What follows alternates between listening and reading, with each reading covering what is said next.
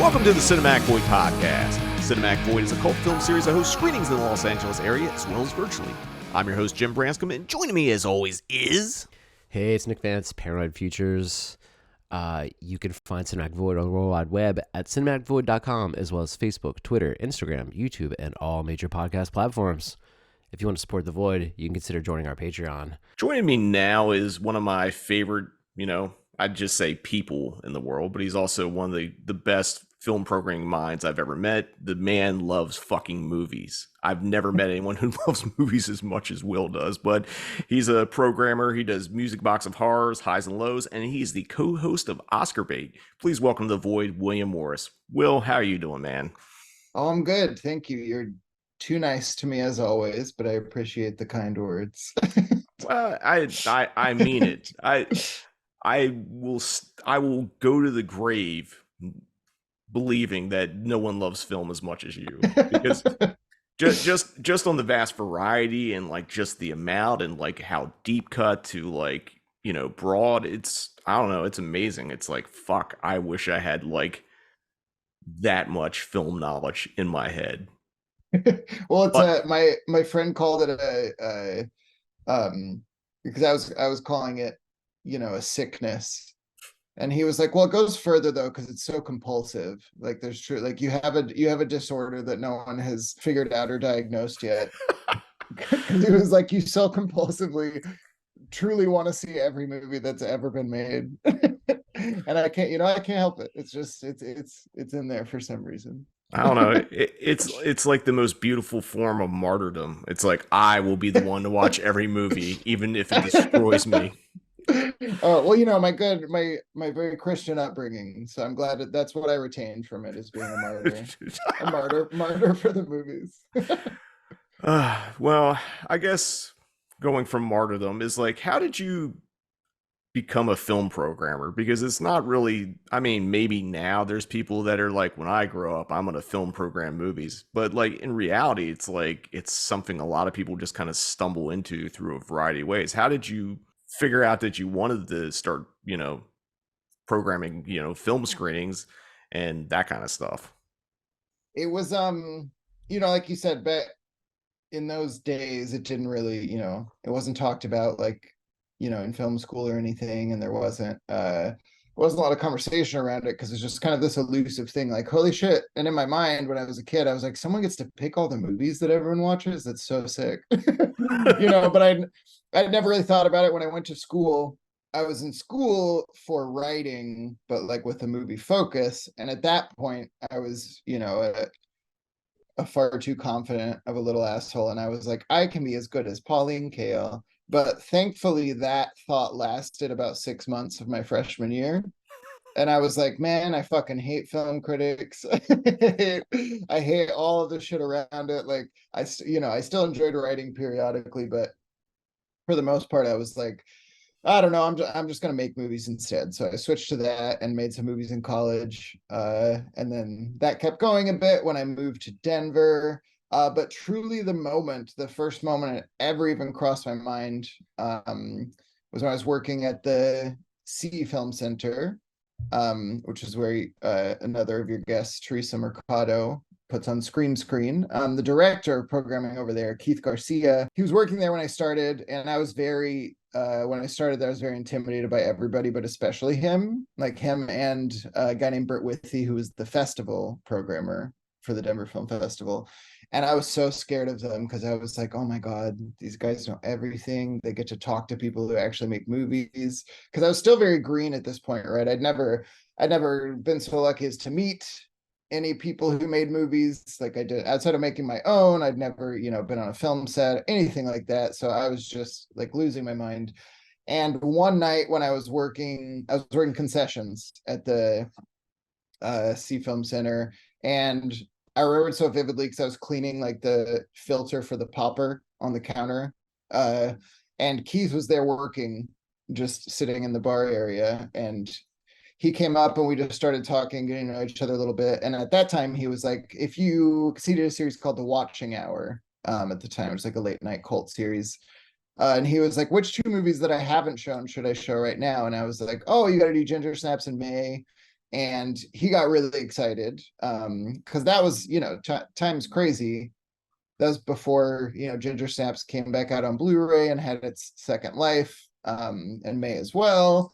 And so he got excited and we started talking about movies. And at the end of the night, he was like, you should be putting on shows. You should be a film programmer. And like I said, it had never crossed my mind before that. But once he said it, then I was rabid. Like, I was just like, oh my God, because I asked if I could just sit close to him when he was on the phone with distributors and shit, because I just wanted to hear it. And I would look over his shoulder at emails because I was so excited about finding prints and stuff and all that. And at the time there wasn't really any, opportunity for like getting into programming. So what I did instead is there's a coffee shop next door, and we asked them if I could start showing movies in their basement. Just do free screenings of my, it's just my DVDs and shit. And I started doing those, and I showed the Nagisa Oshima movie Japanese Summer Double Suicide in that basement, and a man named Walter Chaw came to that screening because he loved that film so much, and he wanted, in his words, he said, I wanted to know who was stupid enough to try to show that to people. And so he came, we met there. He had just moved to Denver to work at the Littleton Alamo Draft House, and he was like, hey, you should do a series for me. I can't pay you, but you can have like free beer and food. And I was like, perfect, that's fine, I don't care. I get to show movies. So I did a musical series there, and then yada yada, a little bit down the line, got fired from the Denver Film Society for acting a fool, and then started working at the Draft House as the host of Quote Along. So I was just like Buddy the Elf like 4 times a day for these kids parties, which was pretty weird. It was crazy though, because those also, they were like, all right, we can't pay you a lot for them, but you can drink as much as you want as long as the parents don't notice. And I was like, okay. And so it was just me, like, I mean, this, unfortunately, I'm pretty good at like, being sauced to a good level and still putting on a decent show most of the time. And so it was like me sauced as Buddy the Elf, like having kids eat dry spaghetti for like competitions and shit. And then you put maple syrup on there. But anyway, so I was doing all of that, and life had gotten a bit crazy in Denver, and I was really itchy, which happens to me a lot. I was just really fucking itchy, and I had been following a theater in LA for a long time called Cinefamily, just because they were doing such insane shit. And I was like, I'm going to do the classic thing. I have $200 and a car. I'm just going to drive to LA and see if I can convince them to hire me. And thankfully along the way, because I didn't have anywhere to stay, but I was like, I can sleep in my car, it's fine. But along the way, one of my friends was like, oh, I'm going to Cal Arts, you can sleep on my couch. And then I would just drive to LA early every morning and go to all the theaters, New Beverly, I hit up every single one trying to get jobs. And a couple of weeks later, for some reason, thankfully, they said yes. And I started working at Cinefamily first as a theater manager, but they were like, also come to all the programming meetings and stuff. And then I lied a lot about my experience because I knew that I could figure it out quick enough, because thankfully another great person we both know, Brett Berg, was leaving Cinefamily, and he trained me for 2 weeks as fast as he could on how to be a programmer and all the different things that I would need to do at Cinefamily. And so yeah, I just lied and said I told our boss that I knew how to do everything, and just didn't sleep for a couple weeks, and figured it out. And since then it's been quite a whirlwind. Yeah. I remember meeting you. I don't know if you had worked for Cinefamily or were working there yet, but we had No, it was TCM. I was a PA at the TCM Fest. And I remember this, like, the tall, lanky guy walking up to me. He's like, "Hey, you have a Halloween 3 tattoo. I have one too." And I'm like, "Who is this asshole?" And it's just like, because you had long hair still. I had long. We both yeah. we were both long-haired hippies, and it's just like, And I don't know why I was so standoffish. It's like, I don't know. I get that way in public now when people are like, hey, Cinematic Void guy. And I'm like, oh, fuck. I don't know what to do. Yep. It's hard. It's hard to interact. But also at the time, I mean, I've told you this before, but and I know you experienced it. I got that Halloween 3 tattoo when I lived in Denver, and fucking horror bros used to stop me on the street to berate me, like to tell me how shitty it was and how much of an idiot I was for having that tattoo. Yeah, guess what, fuckers? It's That's right. aged well. That's It, right. We were right. yeah, because at the time I got mine, which has been a decade plus. I don't know how long you've had yours, which is probably Um, just as long, if not longer. would have been like 2012. So I guess, yeah. Yeah, Yeah, shit, yeah. I got mine in 2011, so we were at the forefront. But like at that time, as we were talking, Halloween 3 was still very disrespected. And Oh, I think I've told this story in the podcast before, but I'll just say it real quick. I met Tom Atkins at a horror convention when I was living in Maryland in like 2006, and I went up to his table and I bought a shirt, and like I just like, hey, I just wanted you to know I really love Halloween 3. And I couldn't tell if he thought I was fucking with him or not, and he was gonna get ready to fucking punch me. But like years later now, he's like beloved, and that movie's beloved. So we were ahead of the curve. But yep. but We yeah, knew that you all would love that ass eventually. yeah.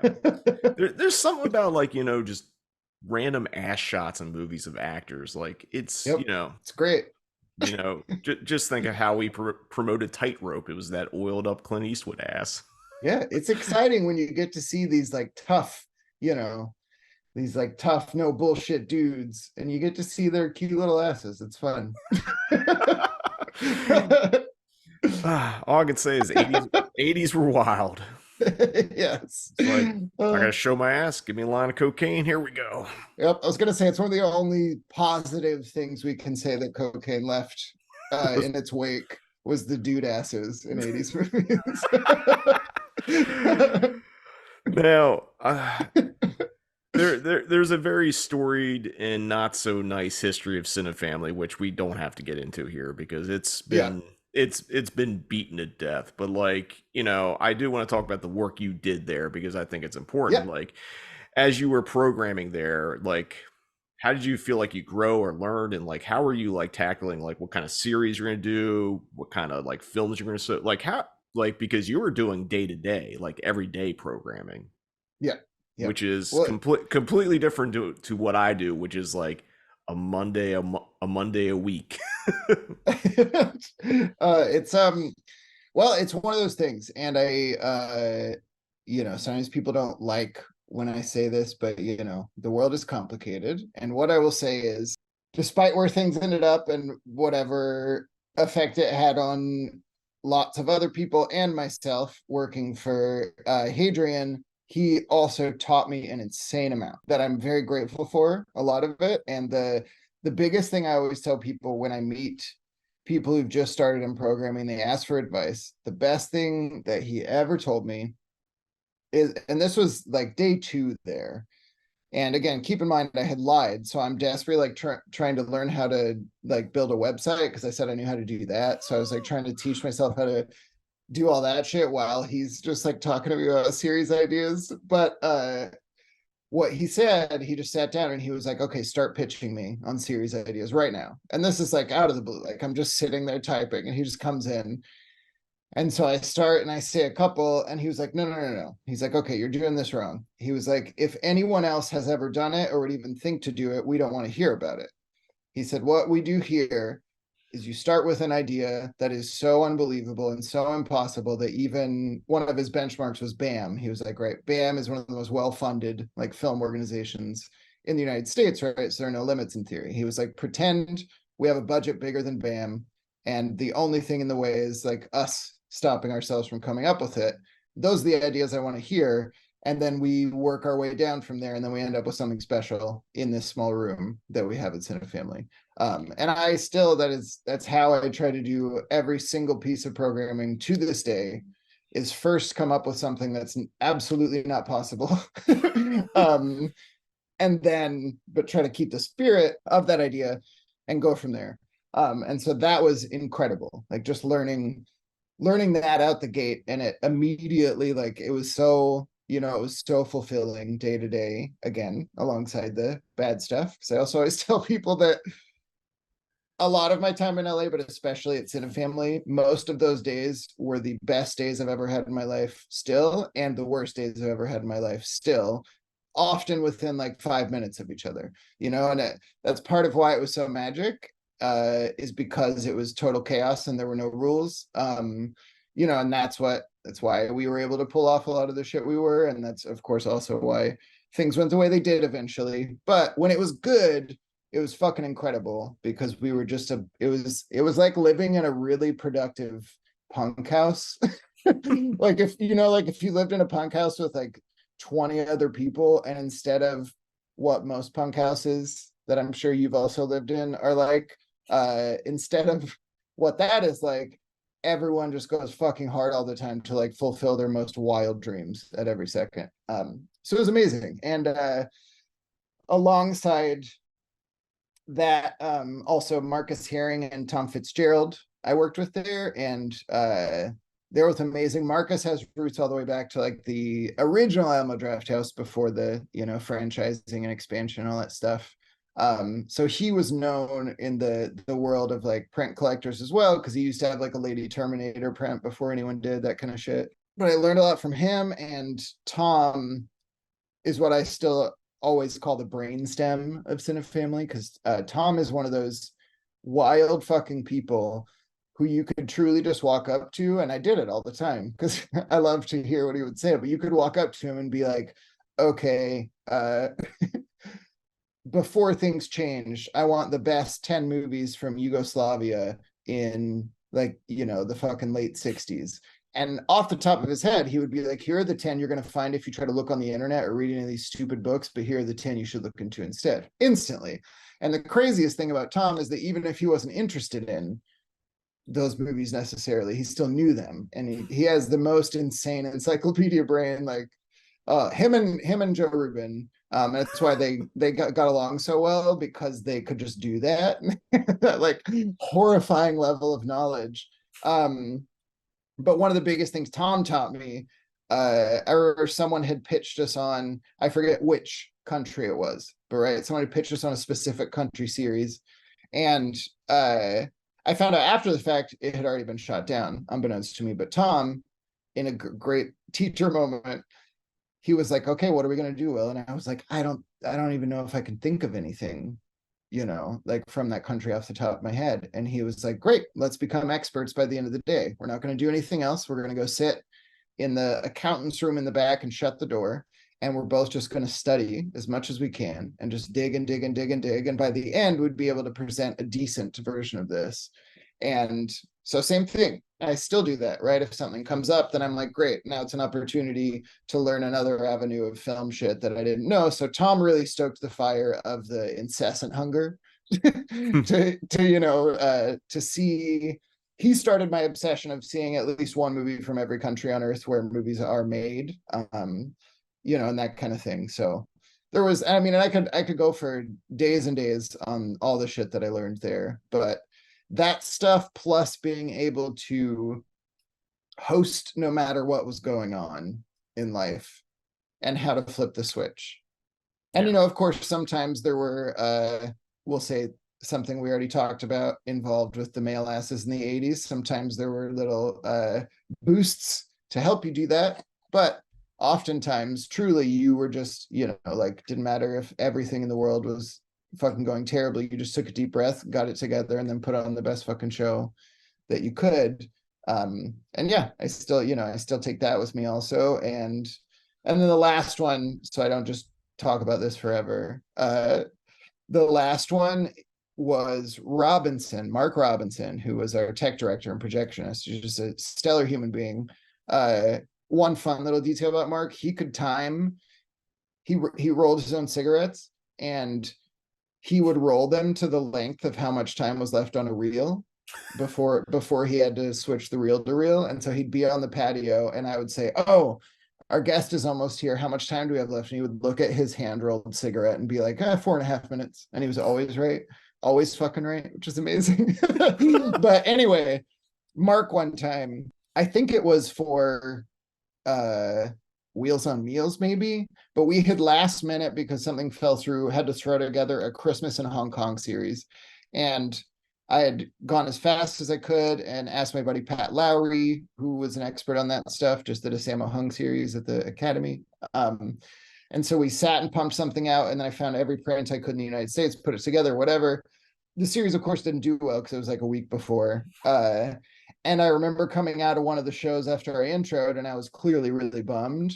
And I remember Mark took me to the side, and he was like, "Will, I just want to remind you, like before I was working here, a lot of my favorite shows are when I would come and it would be me and three other people." And he said, "I just watched your intro, and that's one of the best ones I've ever seen here. So for the 10 people that came, this is an incredible night, and they'll remember it forever and now seek out more of these movies. So you just have to remind yourself that if you're in front of 1,000 people or 2 people, do the exact same intro, and you'll do great every time." And I think about that, you know. That's actually really sage advice. Right? Yeah, no, Well, he's a sage motherfucker. That dude is so wise. yeah, because there is a there is like you do have to kind of turn it on when you're introducing movies, which is a weird thing to say because obviously repertory cinema across the country has people that host and intro stuff, and not just the cult film stuff, but most people that go to the movies don't have anyone setting things up with context or Yeah. guests or anything like that.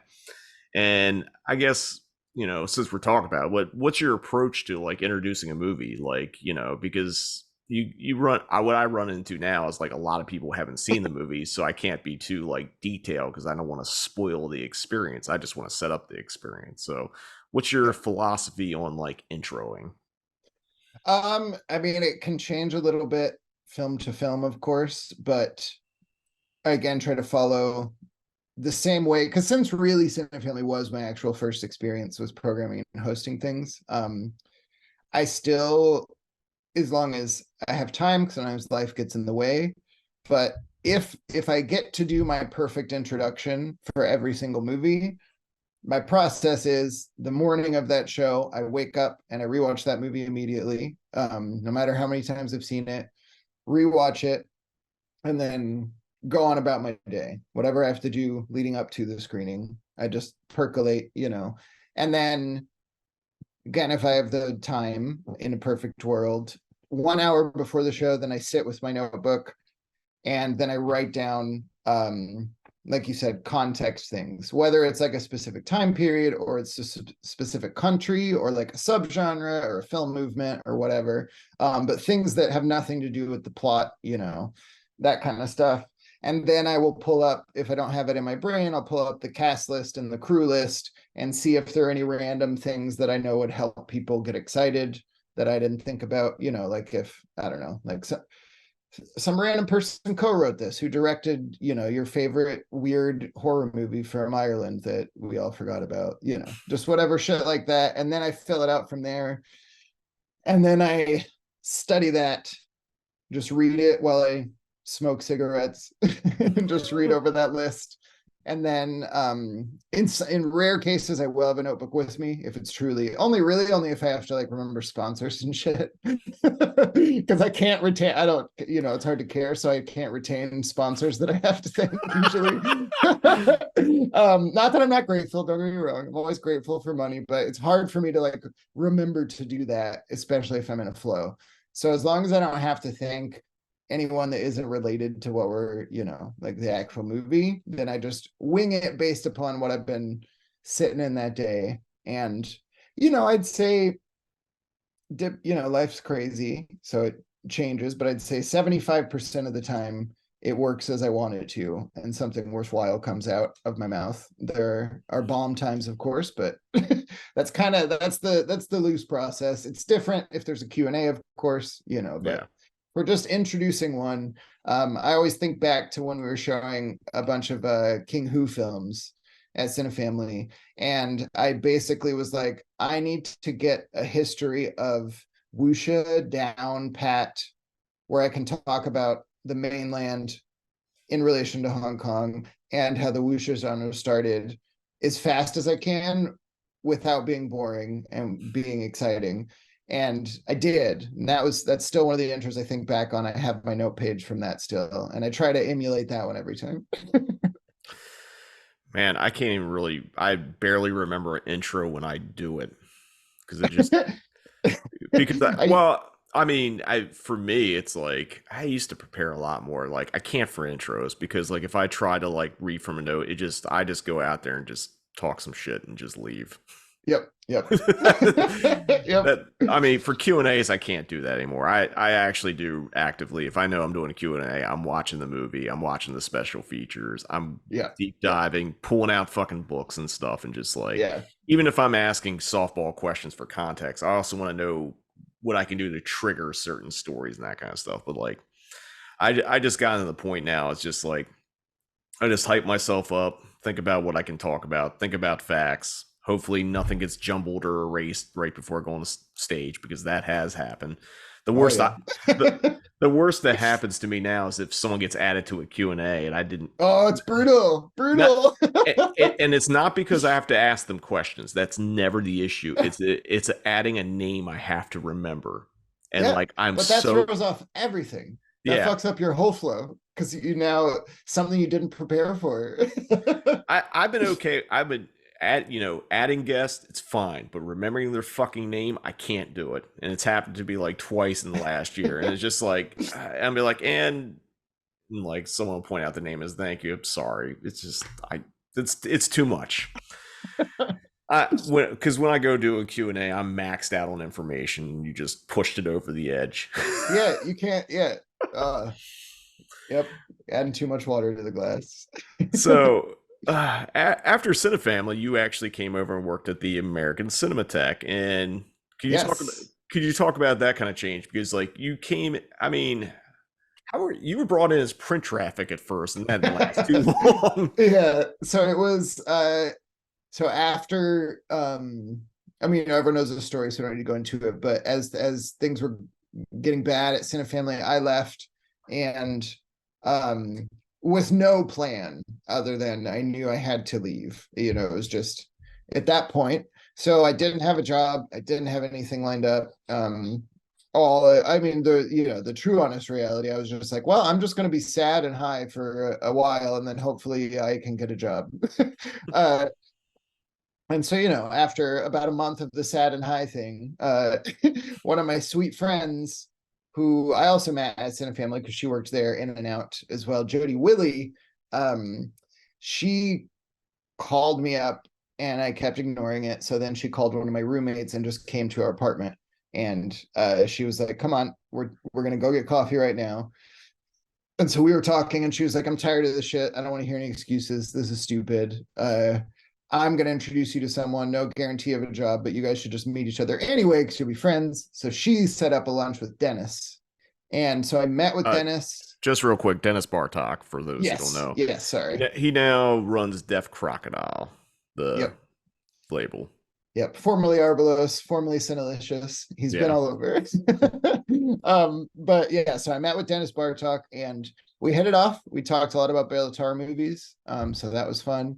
But so we were just hitting it off, and at the end of it, he was like, I definitely don't have any like programming jobs I could offer you or anything. He's like, but we may need a print traffic person soon. Can you do that? And I was like, sure. I did a lot of that at Cinefamily, which was true, but it's very different for a large organization with things set in place and their own vehicle to go get shit and like a lot more happening also. Different film festivals, different partners, all that stuff. So I wasn't lying for that one, but I certainly did not have any experience doing real print traffic work. I had the punk house version, right? Like I knew how to make my own DCPs really fast. I knew how to drive up in the hills last minute and beg someone for a print from their house and like try to get back to Cinefamily in time. But anyway, so that's how it started. And as you know, I sucked at that.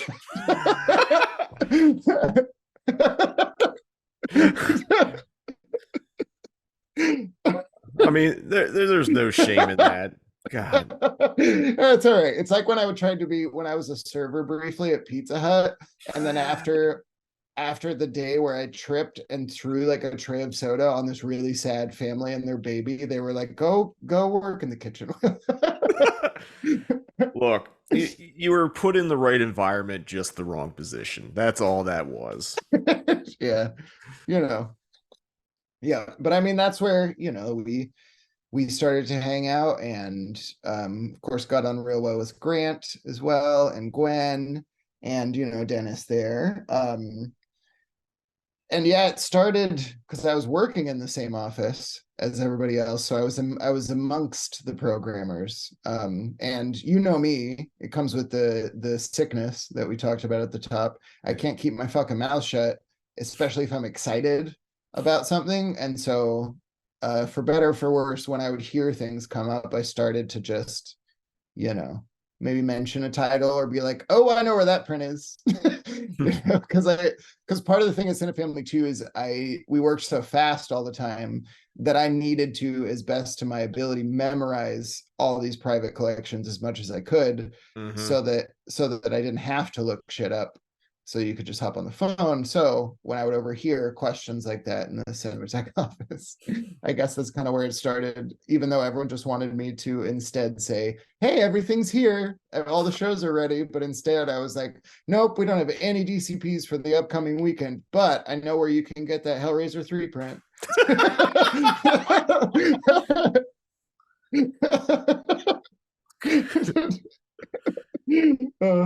Again, right job, wrong position. Yep. Who needs a DCP of like Hello Dolly or like War and Peace or whatever? That's right. But Hellraiser 3, I know who. Hellraiser 3. I know the guy who has that print. Oh. But so I guess there's a difference between how it worked at Cinefamily and how it worked for the American Cinematheque. Could you talk about like when you're pitching stuff and like putting together series, and obviously it was a little more limited, and I don't want to say restricted, but probably a little bit more restricted because it wasn't complete anarchy. Yeah. Well, I mean, it was kind of the switch from, because like I said as well, one of the things at Cinefamily, it did change towards the end as things started to go downhill. But one of the big things was we refused to do a series that anyone else would do, right? Like, and so usually that meant it was like high concept or some angle in that someone else hopefully hadn't thought of. At the Cinematheque, it was kind of the opposite, not entirely, because there were we worked together on the one word weirdathon. There were things like that, and there were conceptually like leading series, but all of a sudden I was more in the world of like potentially getting to work on a touring retrospective. So it was honestly like the greatest gift to get the other side of that coin, I guess, because as like I love that shit too. And so from my memory, kind of where things started to pick up more was when I think it was Bergman first. I don't remember. We did Bergman, we did Pasolini, we did Visconti. I don't remember what came first. I'm pretty sure it was Bergman. Yeah, because I think wasn't it the Bergman anniversary or something like that? It was tied. Yes, and it was when like Janus was getting the rights to pretty much everything, and they were going to put out that box set eventually. But I remember Gwen talking about the potential of Bergman series, and just mentioning like just asking me like if I was passionate about Bergman stuff, and I was like, oh, I'd kill to do a series, but can I like, and then when I asked her, I was like, can I, since it's the double feature model largely at the time, I was like, can I do thematic pairings though instead of just like sequels and shit or whatever, or like how it's normally shown, I guess. And she was like, I mean, yeah, sure, just come up with something and send it my way, and then we'll talk to the touring company, because that was also great, because I had done print tours at Cinefamily, but not for a retrospective. I had done them for like fucking extra or whatever.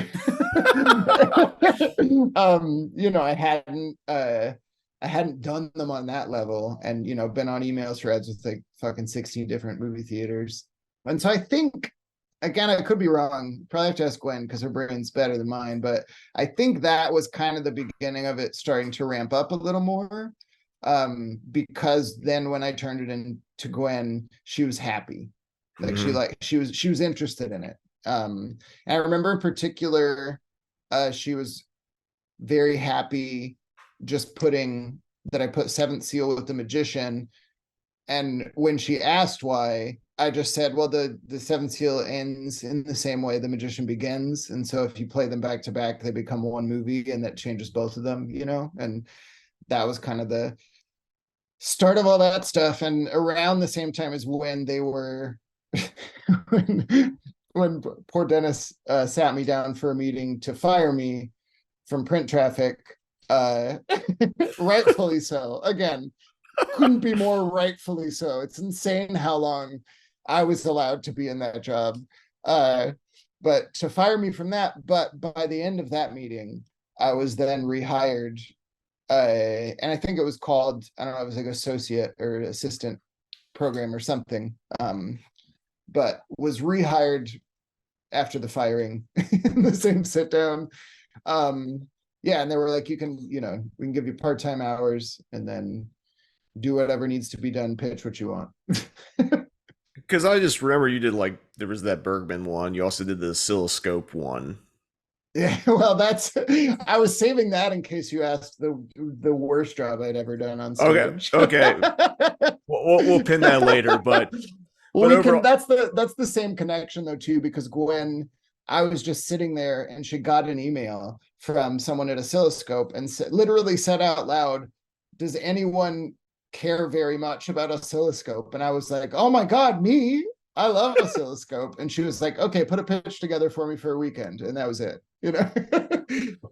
Yeah, I mean, but that was a pretty big deal, outside of like the one I like that we're teasing for something later.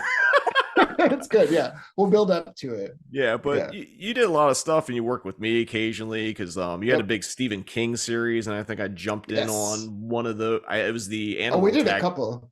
We did the Animal Attack triple feature, which was a wild night where we had what was it, Cujo, Pet Cemetery, and was it Graveyard Shift was the third and Graveyard Shift, yeah. Because we had fucking D. Wallace came for Cujo, and it's one of my favorite stories. And Dennis likes it too, don't worry. But I was, as you know, I'm not as bad now just because I'm more shy as I get older. But in my time at the Cinematheque, really the only way to put it, I still dressed like a bit of a power slut, I guess you would call it. Like booty shorts that definitely went higher than anyone needed them to, and tiny little t-shirts. That's how I ended up on Criterion Channel, formerly Filmstruck, and I don't even remember which shirt it is, but like my belly's out while I'm introducing Kelly Reichardt. But anyway, I dressed like a fucking slutty idiot. And I was a slutty idiot too. So, but anyway, right before that night started, Dennis came up to me and he was like, "Please tell me you brought something to change into before this Q&A." And I was like, "No, I did not." And he meant this too. He was like, "Honestly, I love how you dress." He was like, "You bring a lot of energy to the Cinematheque, and I love it." He goes, "But in the future for these higher profile Q&As, could you just put some pants on?" And I was like, "Yep, absolutely fair. No problem." But it was great because Dee Wallace walked up 30 seconds later, and the first thing she did was touch my leg and tell me she loved my shorts. And I looked at Dennis and I was like, "I don't know. It seems like this was the right choice." Oh fuck! I how did I not know that? Because we did both those Q&As, but that was that's why I was grinning so much during that first one, because I just wanted to make out with Dee Wallace so bad. Oh, Dee was very sweet. Such an angel. She was so nice. The craziest thing, I didn't know this until we did both those Q&As for that Cujo and Pet Cemetery, was they had the same sound people in both movies. Yeah, no, those Q&As were great. I feel like we learned so much, as the moderator. Yeah. And I think wasn't your birthday? Didn't we cross midnight during the Pet Cemetery Q&A, and it became your birthday that day? We did. And then I just remember, I think we both bailed for Graveyard Shift, and there was that shooting at the what used to be the Pig and Whistle. Yep. They had a fucking club night, and there was like people were coming out of Graveyard Shift at like literally the fucking Graveyard Shift. It's like a Hollywood shooting going on. Yep. Oh God. I Definitely mean, the first and last time that happened close to the theater, for sure. yeah, probably. One of these days, I'll have to do a book on all my tenure as theater manager of the Egyptian and just all the fucking ridiculousness. Oh, God. I can't even imagine, because it was rare that I actually needed to, like, that I was leaving last or close to last, and like, make sure the gates were shut and shit. But good God, even just those couples. Hollywood, they've cleaned it up a lot, but her true self reveals at about 2:30 a.m. still to this day. Hollywood comes back to life. I'm gonna say this, as much as I love the Egyptian, I am perfectly fine doing shows of Los Feliz 3. It's just like it's nice, like when I leave the theater, it's a nice come down. It's not like I don't have to amp myself up to be. Oh, because it used to be the worst waiting across the street at that fucking bus stop. That bus, which also never came. Because I would just like hide around the corner by that ATM and that little inlet. Because if you stood on that corner by the bus, oh my God, shit was always going off. Dude, I've seen like fist fights in the middle of the streets. I've seen and then you have the tourists. It's just fucking chaos. But yeah. Now, was it 2018 that you left the Cinematheque to go to Chicago? Was that when it was, or was it? Let's see. It was at the very end. I moved to Chicago on January 1st of 2019. Okay, so the only reason I say 2018 because the last show I think we co-hosted together, we did Dial Code Santa Claus and Bloodbeat, and I gave you the fuck. Now I'm forgetting what. The Mike Ditka Award. Thank you. Yeah, the Mike Ditka. It's over here with my movies. The Mike Ditka Cinema. I can't even say it. I don't know, but it was a sad but happy day, because it was sad to see you go, but I was happy because you were gonna go do more film stuff. But you ended up working at the Music Box, but you had previously already been working for them in some capacity because you were doing their 24-hour marathon on the Halloween marathon, I should say, or October marathon, whatever you want to call it. The Halloween season fucking marathon. Yes. How did that come about? That was actually not long after I started at Cinefamily, because I remember this moment too. I was on the patio and I get a call from Ryan Ostrike, who is the general manager of the Music Box. And he was also, he ran the nonprofit that is the Denver Film Society when I worked there with Keith and Teresa as well. Ryan was running that when I worked there. So we knew each other from there. And Ryan hit me up and basically said, hey, I don't know if you know, but the Music Box does an annual 24-hour horror marathon. Used to be hosted by this guy. I don't know him, but they're like, whatever, things have changed. We need a new person to program and host it with me. Would you be interested in that? And I lost my mind, of course. I was like, oh my God, dude, like the opportunity to do a 24-hour horror marathon, like there's true like fantasy shit, right? Mm-hmm. So I said, of course, just let me check and make sure it's cool. Because at that time also, and I will say very much, I wanted to be doing this, whether or not it was healthy for any of us. Most of us at Cinefamily at the time are typically pulling 100-hour weeks. We slept there a lot, but again, I loved it. I lived for every moment of it at the time. And so I checked with them and just made sure that was cool and said, fuck yeah, let's do it. And what I would do, it was so insane, because since the workload was so crazy at Cinefamily, I would fly out right before the marathon, get there, sleep for a couple hours, do the marathon, sleep for a couple hours, fly back to LA. But yeah, so I started doing that in 2015 with Ryan. And yeah, craziest, still one of the craziest calls I ever got. So, was it by doing that that you got an offer to go work at the music box proper? That's what it eventually led to. Because when we started doing it, it wasn't doing super well. It would, I'd have to pull up the numbers, but it was averaging around, like 250, 300 people total for the Hmm. whole 24 hours, and anyone who's been in the music box, it's almost 700 seats. It's a big theater. So basically we were like, let's switch the tone up. Let's see if we can, rebuild this thing. And it went really well. Our first year went very well, and it just kept getting better every year. We found a real sweet spot, I think, and the Chicago film going public is very fucking kind and welcoming. And they're also excited when I think when their goal is to create a welcoming vibe for that sort of event. Rather than how some of them can be in some places, or used to be actually. Most of them, pretty much everyone, is just doing good shit with marathons now, so it's really nice. But they used to be, pretty weird and rough atmospheres for anyone who wasn't, a dude that looked like I do. If you didn't look like a retired or active metalhead, most of the time they could be pretty harsh.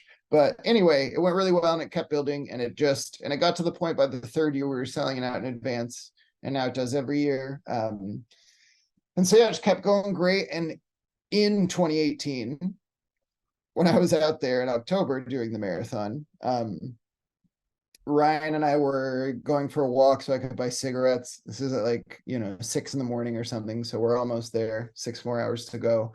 We had just started a movie, and we were talking, and I was just like very, kind of naked with him. I was like, I'm floundering a little bit. Shit's getting rough. And it was again, everyone at the Cinematheque was nothing but incredible to me. So it was absolutely through no one's, fault there. But I was having some trouble in the land of substance abuse and that kind of stuff. And life was just crazy. And again, like I said, with Denver, I was getting a little itchy, I guess. And so I had just said to Ryan, I was like, yeah, I don't know. I don't know what I'm going to do. And he randomly was like, I'm not saying I could offer anything, but if I could, what would it take to get you to move out here and work for me? And I was like, well, I am a cheap date, my dude, whatever. Like, I don't have a number. You say go and I'll do it. Why not? And then a couple weeks later, he was like, okay, it might happen. Update soon. And I was like, oh, weird shit. Cause I just kind of, forgot about it, moved on, assuming nothing would come of it. And then, yeah, exactly 2 weeks prior to January 1st, he officially sent me an offer and was like, can you move out here and start January 1st? And I was like, oh God, okay. And so I, went and talked to you and talked to Grant and talked to Gwen and talked to Dennis. And again, everyone was just so supportive and kind, and said to Ryan, can I get your FedEx number to mail all my shit? Because I don't have a car anymore. And he said yes. And so then I came out here, and the job title was, let's see, what was it? Program manager, I think. That's what it was for. So I moved out here to start music boxing full time. Because of the success of the music box of horror, not only did it expand beyond you know, the marathon, it became like basically a monthly series, and now you Yeah. just fucking jam pack October with a screening pretty much every day. Oh, every day, 31 days, we commit fully, even the screening, the because we include the 24-hour marathon in that. But what that means is, since it starts at noon on a Saturday, there also needs to be a screening that Sunday night. So there still is one. There still is one that Sunday night, so that it's proper 31 days. But yeah, that was actually a lot of inspiration from you and Christian and Grant and Abram and Spencer and everyone at Beyond Fest, because I had seen that starts happening, and was lucky enough to work with you guys on some of that as Beyond Fest started to do things outside of the festival. And I remember I said to Ryan, I was like, this is a sick idea if, because people are being so responsive with the marathon, why don't we see if we can try to expand this puppy. And that really, we didn't actually explore that idea fully until pandemic, because during pandemic, of course, we couldn't have the marathon. And so me and Ryan talked, and he was like, should we, there's this drive-in that I've been working with, should we do 31 days at the drive-in? And so we did, which was insane. That was so, oh my God. Because it's also out in Pilsen, and Pilsen rules, but it is a long way from most places. But so we did that, and when we did that, we were like, we need help with this for sure. And so invited Katie Reif to join us. And we started on that, and it went really, really well. And then the next year, we were like, oh, we should do it again, even though the theater's open. But of course, once people can go to bars and shit, they don't want to go to drive-ins anymore. So the second year didn't do that well, but folks who did come were still so responsive. And we were like, all right, it's time to, let's start this puppy up and see if we can do monthly. And so we kicked it off with a screening of someone just before it would have been an awkward screening. We flew in a 35 millimeter print of Shion Sono's Suicide Club from Japan, and that was great. Yeah, right before that. But so the monthly shit was going well. So we've continued to do it, and sometimes more than one a month because we can't help it. That's that compulsion. You mentioned Beyond Fest, and I forgot, because that reminds me of one of the coolest things I know you got to do was like basically be Dario Argento's friend for like a week. Yeah, that was, oh, because the way it went, God, oh my God, I remember sitting in the office, and Gwen was like, okay, we have a driver to go get Argento from the airport, but can you go with him, and then make sure he gets into his hotel and all that shit, and then just make sure whoever he's traveling with, they're comfy and they're all set up. And I was like, yeah, sure, I'll go pick up Argento, that's fine.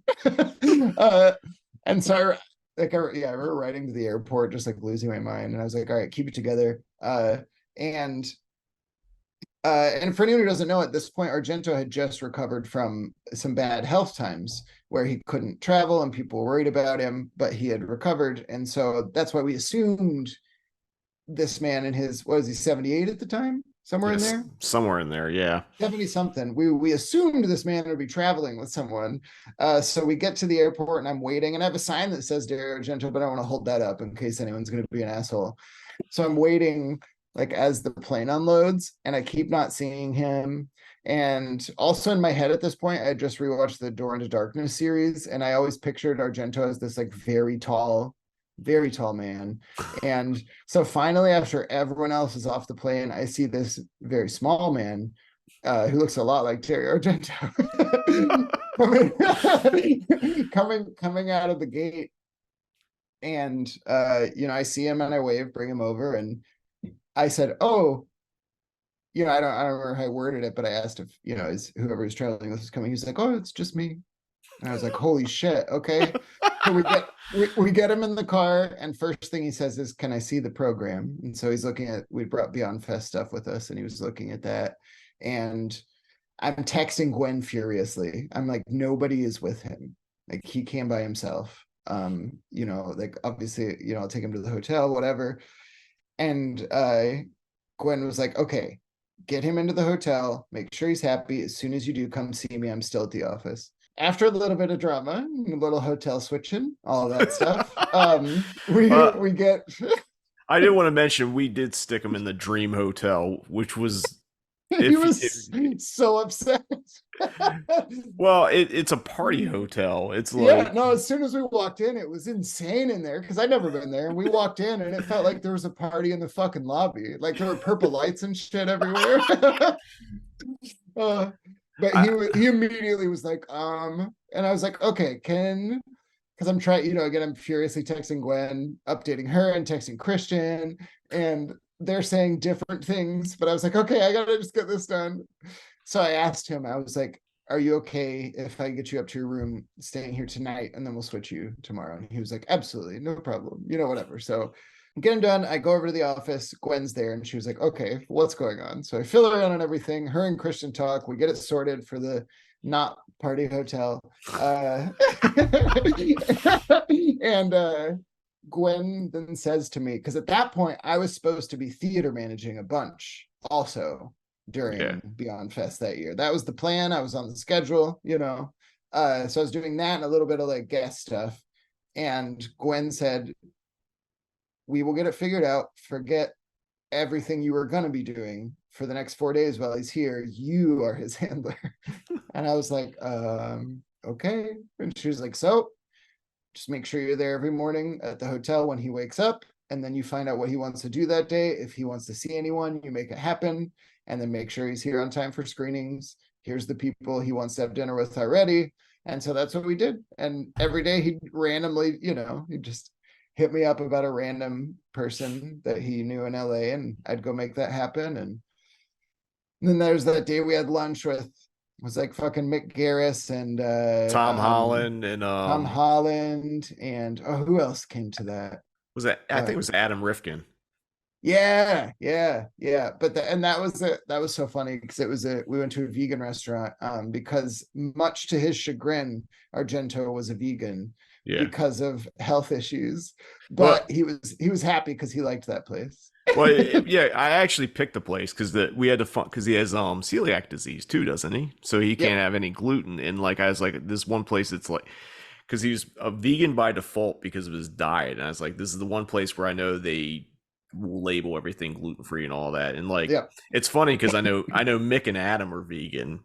But and I'm vegetarian, so it was like it was perfect for the majority, but Tom wasn't happy. Tom Holland wasn't having any of that shit. He's like, the fuck is this? But he was a good choice on that restaurant. That show was good, and he was so happy. Yeah, I took my girlfriend there when she was here back in March. It's Cafe Gratitude. Just give it a shout out. That's what it is. It's true. The official sponsor of Cinematic Void, Cafe Gratitude. I'll take that sponsorship.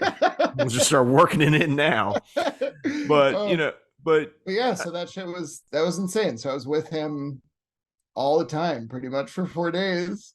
And one of my favorites, I'll be quick, but one of my favorite times was when there was a dinner that was gonna happen. We'll call it like the star-studded dinner, right? Mm-hmm. That was gonna, if my memory is correct, tell me if I'm wrong because you'll remember better than me. But at one point, it was gonna be Guillermo del Toro and Jordan Peele and Edgar Wright was gonna meet up with him for dinner, but all of that fell through. Like none of it. I don't remember knowing that, but like I think there was a plan of like a big dinner or something like that. Yeah. Well, I wasn't setting that up. I believe it was Grant setting that up. But anyway, it didn't happen for whatever reason. And so Grant and I were talking, and he was like, well, who could we invite that would be fun and not weird? And so first we knew, like, because Barbara Manuelfi was going to come see him because they're buddies, of course. So asked Barbara if she was free, and then the one, the only sweetest man in Hollywood, Larry Karaszewski, joined us for that dinner and gave oh god, I'll never forget it, gave like this beautiful heartfelt toast to Argento and talked about seeing his movies when he was young and how much of an inspiration they were. And it was amazing. And then the rest of the dinner was just Dario and Barbara speaking Italian, having a great time laughing, and me and Larry just slamming martinis as Larry does. That's fucking great. I mean, and that was right before we were supposed to do, because that was the night we had done the Suspiria Q&A, which was good. And then we were supposed to do an introduction short Q&A before opera. Yeah, and didn't he bounce? He was like, I'm done. And like one of the actors from opera showed up. It was what's his name? No, because he was playing too, because we had all the right chairs. We were just missing a Dario. What is his name? The main guy in that. Was it William McNamara? Yes, Billy McNamara. Yeah, that's right. Okay, yeah. So he was there. But Dario, because we just gone to dinner right in the like fucking courtyard of the Egyptian. And so we come out, and first thing, it was the moment that Dario told me to stop smoking so much around him, because he had been forced to only smoke 2 cigarettes a day at this point in his life by what he said his goddamn doctors and his wife. And he said, but every time we step outside, you light a cigarette, so it's really hard. So he'd been like chain smoking with me. And so he asked me to stop, and then asked for one more cigarette. I can't say no to the maestro. No. Obviously. And so we smoked a cigarette, and then he goes, I'm very tired. Is it okay if Barbara takes me back to the hotel? And I was like, okay, do you want to, I tried, and I'm also trying to pretend that I'm not fucking tanked, which happened every time that I ate with Dario, because he drinks wine, like a glass of wine to him is two gulps, every fucking glass. And so I was trying to keep up. And so I'm drunk as shit, but trying to pretend I'm doing fine. And it was just like, oh, do you want to do like a quick introduction? Then we get you back. And he goes, no, I think I'm going to go. And I was like, okay. So we come in, and I meet Billy McNamara, who was just an absolute peach of a human, and meet him, explain to him, and he was like, he was bummed, of course, because he wanted to see Dario, but he was like, no problem, we'll have some fun. And since I was drunk, I had the stupid idea, and I love that Annette got pictures of it, because I said to him, I was like, should we leave all the chairs and we just sit on opposite ends? And he was like, yeah, I love that. So it's just like we're so far away from each other for this Q&A without Dario Argento, but it was great, and he was a good sport. I don't know. I remember like the one night we had to walk Argento back to his hotel, you and I. Oh, because the only reason I'm not bringing it up because I'm in it, I'm bringing it up because the revelation he dropped on us. Yep. So I think we walked him back to his hotel. And it's like, come have a drink with me, and we're like, oh fuck, we're gonna have a drink with Dario Argento. You've already had plenty, but like that was gonna be my only one. And then I don't know how it started, but we started talking about his movies, and then just I feel like I ran. Well, he asked why we could sell out so many screenings of Suspiria, because he just kept saying, why do so many people want to watch Suspiria? And we're just like I forget what we said, but we just like, it's fan favorite, and it's just like, and I was like, but I don't know how it happened, but Inferno got brought up. I don't know if it was you or me, because we both love Inferno. Well, I think maybe it was. Did you show him your tattoo or something? I showed him my Four Flies tattoo. I think we were talking about more of his deep cuts, or maybe not even deep cuts, but like the, Suspiria gets all the love, but like the man's got a fucking killer filmography. And I just remember him like, Suspiria, okay, Inferno's my masterpiece. And I remember we both just like, yeah. Like trying not to scream and lose our minds, because we were like, we were right, and now no one can argue with us. So much so that you ended up doing the last Q&A with him, and and I remember this is because you kind of set him up to say in the Q&A, and he delivered. And I just remember like the audience just being like, I don't know, confused. But he's like, it was like verbatim, like what he said to us at the hotel bar. It's like, Suspiria's okay. Inferno's my masterpiece. Yep. I knew. I was like, I think he's gonna go with me if I set it up, and sure as shit he did. You know what? You want to talk about some of the other things you've been doing in Chicago? You do more than Music Box Horror. You also have Highs and Lows and Oscarbate. So why don't you talk? Because Highs and Lows kind of predates at the Music Box, because you did it kind of like, I don't want to say off the grid. What's the term? Like you were doing it on like some gritty, dirty programming outside the center. Yeah.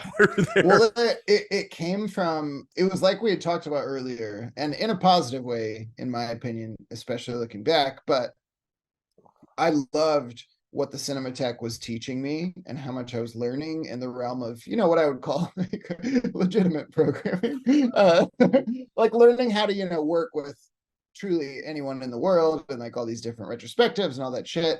And I loved it, and I lived for all of it, and I loved the screenings you and I were doing. But again, that fucking itch that I can't ever seem to get rid of, I was talking to one of my buddies, and I was like, I want to do more on top of this, but I don't know what to do. And my buddy Mike Perry, who is part of Hollywood Entertainment, who does screenings all over LA still now. They do, oh shit, what's it called? Whammy? because I haven't been there. Is it Oh, Whammy? Whammy Analog, the VHS Yes, spot. yes, Yeah. yes. So they do a bunch of shit with them. They did a big Clifford screening recently, like Mike's dream come true, the Clifford casting crew reunion. But so Mike, who we had worked together at Cinefamily, but Mike, similar to when Jody came over to like slap me in the face and tell me to snap out of it, Mike was like, quit whining about stuff, let's just do it. I've got a little money, we can figure something out.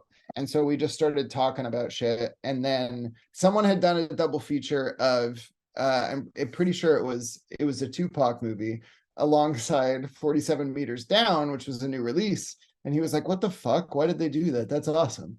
And so we started talking about that, and Mike came up with this idea.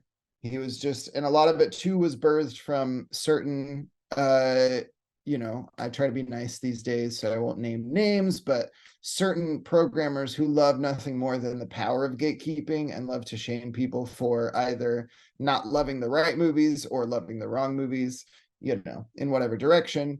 And seeing that happen a lot in certain settings, where young people were so excited to try to be a part of the film scene in LA, and watching their dreams and hopes like get fucking shattered because someone's ego is too big. Mm-hmm. So all of that like it was like a confluence into this idea of like, well, why don't we fuck with all of that and just try to do something that hopefully everyone will find an entry point and interest in, but doesn't give anyone a leg up on anyone else. It's just like, movies are fucking cool, we should just watch more of them and talk about it. And so yeah, so Highs and Lows was born. The first one that was ever come up with was Mikey, and it was Billy Madison and Phantom of Liberty. And then quickly we were like, oh my god, Dumb and Dumber and E2 and Tambiana, the same fucking movie. And so we just started tumbling, and we put it on at more connection to Cinematheque, at a theater that was formerly in the parking lot of the Cinematheque, because no one else would have us, to be frank. But the guy that ran that place, Arena Cine Lounge, had just opened up a new spot, and he invited us to do it there. And we were like, yeah, sure. And of course, as many, it's a thing that should be said. If anyone listening wants to get into freelance programming, just remember that the biggest thing, if you love movies as much as we do, you probably will never make any real money off of it, and you have to be okay with that. Like, God bless to anyone who's pulled it off and does make like a comfortable living off of programming or freelance programming. But most of the people, especially the ones who have the sickness like we do that we're talking about, usually don't make much money off of it. And so in true fashion, Highs and Lows at its inception was promised quite a bankrolling, but at the end of the day, we ended up putting in like $1,000 instead of getting paid anything, but it was worth it. And anyway, during that, when we were trying to think of more doubles, Mike texted one of his friends from Chicago, John Dixon. They were buddies when Mike lived here, and John was helping with some of the double bills and some of those ideas and all that shit. And so then when I moved out to Chicago, I met John, and me and John started talking about trying to do screenings together. And so we started a film collective called Oscarbate, spelled in the super mature way like masturbate. So it's a film collective, and we do a podcast. And we started that and asked Mike if he was interested in bringing Highs and Lows back in Chicago. And so we did it as a film festival, like we did in LA, and we did that, and it went pretty well. People really responded to it. We had a lot of fun. Mike came out for it. And then there was going to be a round 2, because that was called Volume 1 or whatever. But Music Box Wisely was like, that's a crazy thing to take up the space of a film festival. Why would we do that again? So, but thankfully, the eternally generous Ryan, when we hit him back about Highs and Lows Part 2, he was like, why don't you guys just have a residency? But yeah, so we do it monthly, and then we also just did a big Robert Zemeckis film series, and that might actually go on tour. That was the email I was sending. Nice. Someone reached out to us for some reason and was like, we love the idea that you guys think he's actually smart, and worthwhile, and that Forrest Gump is a hateful, angry movie, and so is Welcome to Marwen. So do you want to take it on tour? So if that happens, we'll see you guys in LA soon. And then let's see. Otherwise, if you want to listen to our dumb fucking show, we are excited. We just had David Gregory on yesterday, because we are doing the foolhardy task of going through all 173 of Jess Franco's movies in order. Holy shit. Godspeed. Godspeed. Now with the Franco ones, do you have to watch every version of every film? I do, because I want to. So my co-host, so the rule we came up with, because we just started a Patreon, is that all the episodes will be public except for the porn ones that Lena directs mostly with Jess, because I mean, the true thing that's going to be fun to reveal is that Lena's the true sick fuck of the two, and that's why we love her. But she directed most of the porn stuff they did, or at least a good amount of it. So those will be Patreon. And then also, when we talk about something like The Demons, which has 4 cuts, I love all of them for different reasons. Because again, I can't not watch every shred of any movie that I care about. I have the German media book release with all 4 cuts that they made 300 copies of. So the public episode will be about probably the French export version, because that's the one that's on the Kino disc. We'll probably do that one, and then the other 3 cuts, if you for some reason are like, oh my god, I have to have that, you give us money, and then you can hear me yammer on about why it matters that there are 4 versions of Jess Franco's The Demons. That I don't even have words for that undertaking. I'm so excited. but you're the only human that I know. I don't even think Stephen Thrower could sit through them in chronological order at this point. We're also, to Stephen's credit, we will be going in the order put forth by him, where it is order of when they were being made, rather when they were released, so that we can properly trace all of Franco's obsessions and tropes and all those things. But that makes a lot of sense, because as we're going on to another director sidebar here, Franco was making 2 or 3 fucking movies at the same time, and then some would come out right away, I think some weren't even really finished, and they would just come out years later. Yep. Some of them have repurposed footage. I mean, there's a reason why he won a fucking Goya Lifetime Achievement Award, which is Spain's equivalent to the Oscars. Yep. And he fucking deserved it. he did. It's shit, man. Dude, that's why. And if you're still resistant to the incredible hypnotizing gaze of Jess Franco, just remember that Pedro Almodovar used footage from Bloody Moon to kick off his movie Matador while they're masturbating together. So, what else do you need? I mean, no, it's Antonio Banderas masturbating to Matador and fucking Blood and Black Lace. So that's the seal quality, though. It's is your movie good enough for Antonio Banderas to masturbate to? That's the standard for all genre movies, I think. I guess talking about Franco, it leads into I'm sorry for that. No, it's fine. This is why I love you, because we can go down these fucking just insane into the mouth of cinemadness completely and never to return. But one thing I was going to ask you about, and this is, obviously you do stuff outside of genre stuff, but we live in an age where a lot of the movies we love come from eras where things were not very, I don't want to say politically correct, because a lot of those movies weren't politically correct then either, which is something I always want to stress, is that the movies in the 70s were fucking wild, but doesn't mean that weren't people yo, this shit's wild, I don't know about this. But having done things at a variety of different venues, it's a lot different to show exploitation movies and problematic movies, and what's your approach to handling that stuff, because everyone has a different way of trying to present and give context, and even sometimes when you do your best, it still doesn't quite land. So how do you navigate this world? Well, I always try to start with um my goal always when if I'm showing something and introducing something that goes, I like to call it sticky or crunchy territory. Because if you use, also, I will say it, and I learned this from Joe Rubin.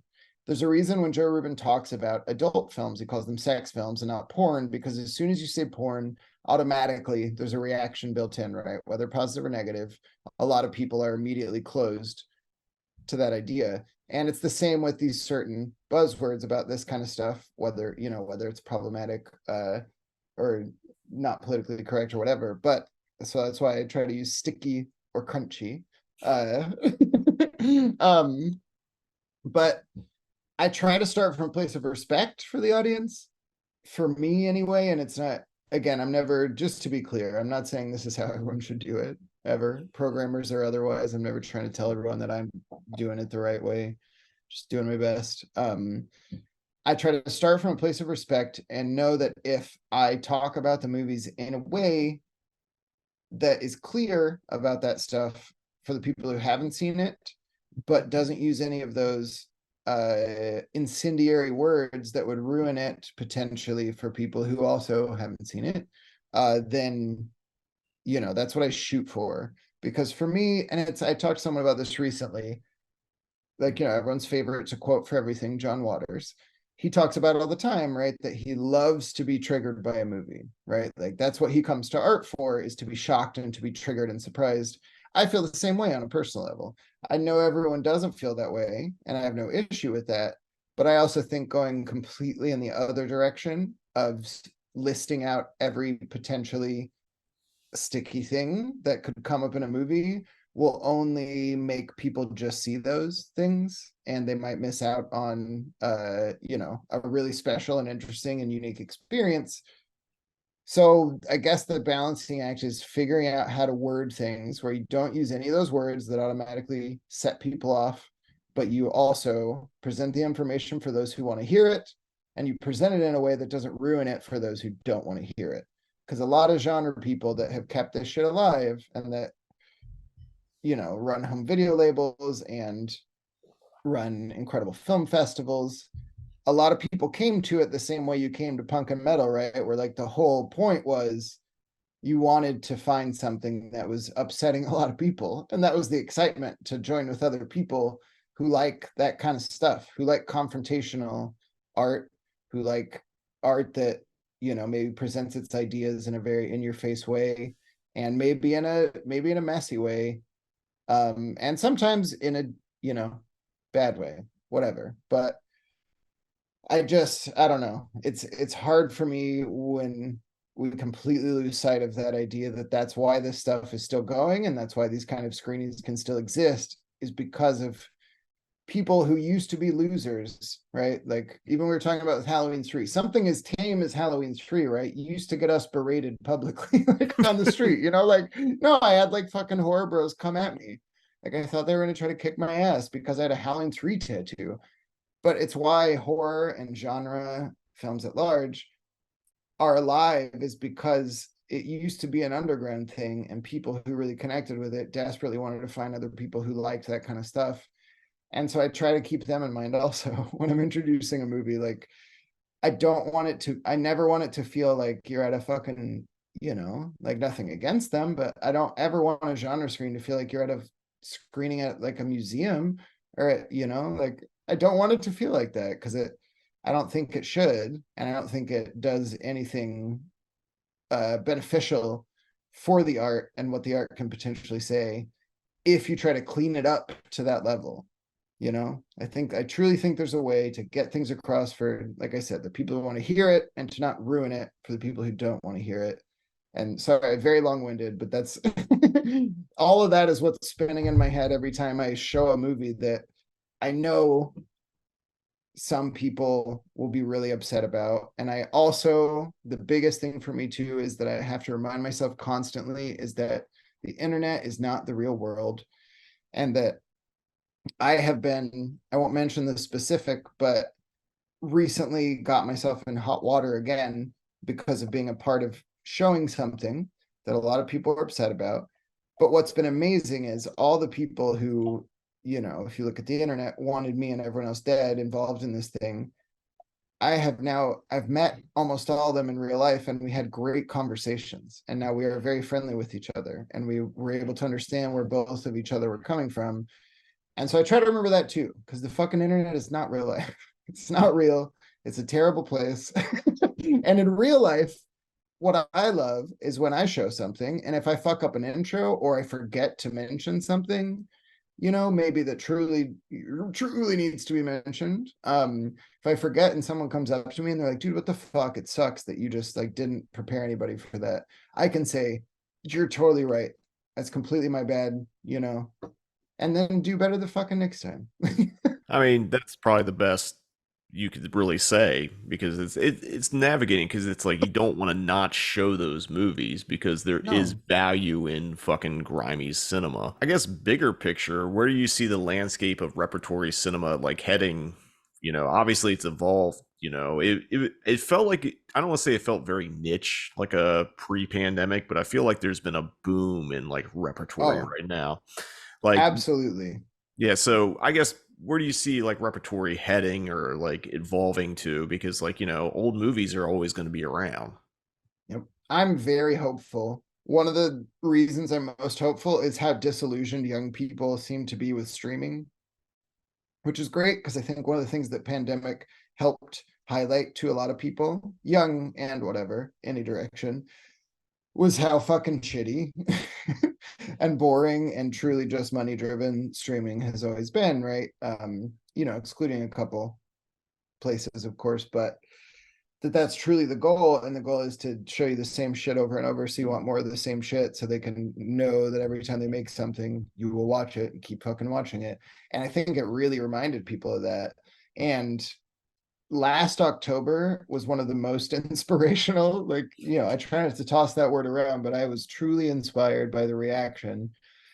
Because one of the things I really wanted to do, and it came about in our programming meetings for 31 days because everyone else was tired of me trying to convince them to show, really out there stuff in normal slots, right? Like trying to get a 7 o'clock for some crazy fucking shot on video movie or whatever.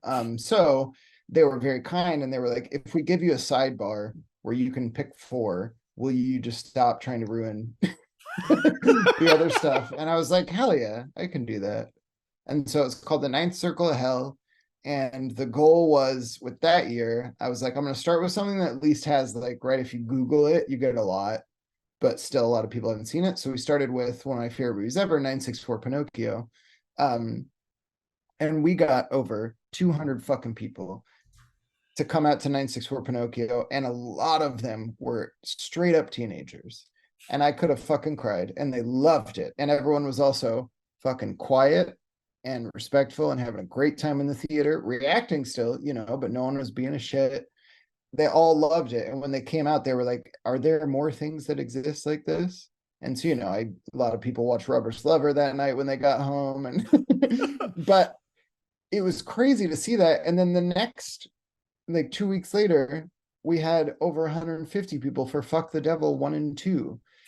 And then sold out a screening in the small theater, but still sold out a screening of Cornshucker. And then we showed Atma, which is like a 2006 Bollywood movie. And the reception was crazy. Like so many people coming up to me, just thanking me. And again, like every variety of human you could imagine. And what I think happened during pandemic is I think a lot of people remembered how weird life is if there's, and I don't mean in reality violence, but if there's no violence and there's no sex, right? Because I think people got tired of Marvel movies too, right? They're really eerily sexless and bloodless.